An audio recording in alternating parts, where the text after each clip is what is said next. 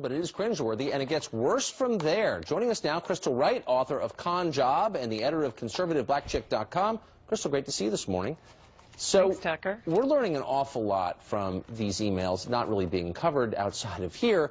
But here's an email that came to light the other day. It's from this February. It's pretty recent.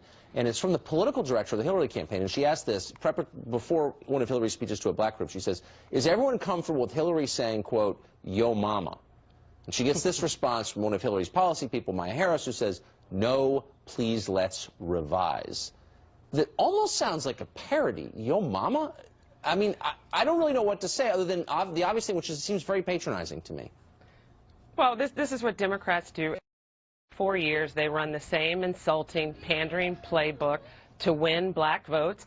And sadly, black Americans reward them by going to the polls and voting Democrat. But yo mama, I've never even heard that language. I don't even talk to anybody that way, Carlson, Tucker. But it's like they want to pander to the lowest common denominator. Yo mama, to me, is ghetto talk. It's not black outreach. It's not saying, hey, I want to earn the black vote, right?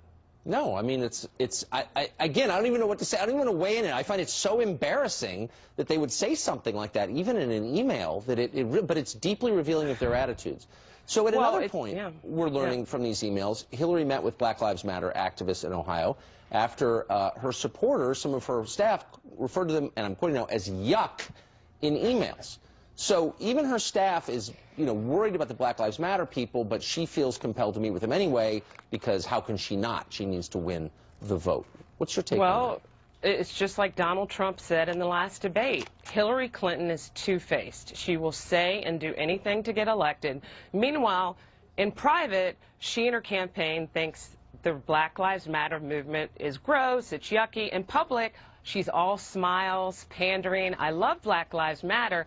And we all know, like I said at the top of this segment, every 4 years it's pander for the black vote, rinse and repeat, nothing changes. Donald Trump was very effective in making, drawing out that point. And sadly, blacks fall in line. See, I just don't buy it. I don't think black voters are as slow as the Hillary campaign thinks they are. I mean, I think she's going to win the overwhelming majority of black votes, obviously. She's a Democrat. But it's hard to believe that there's going to be enthusiasm that there was for President Obama in the last 2 cycles. I just don't believe. Do you think the turnout levels are going to even approach what they did in 08 and 12? No, actually, black voters have said, this is the shocking thing. The black turnout is not going to be what it was in 08 or 12. In fact, they're worried, Democrats, that blacks are going to stay at home.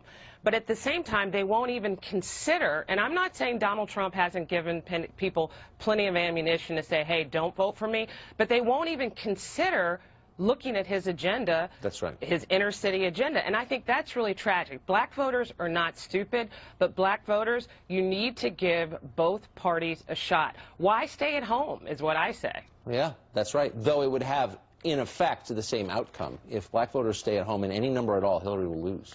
Thanks a lot for joining us. I don't think they're going to stay at home in that great a number, right? Yeah, we'll see. Crystal, thanks. Appreciate it. Thanks, Tucker.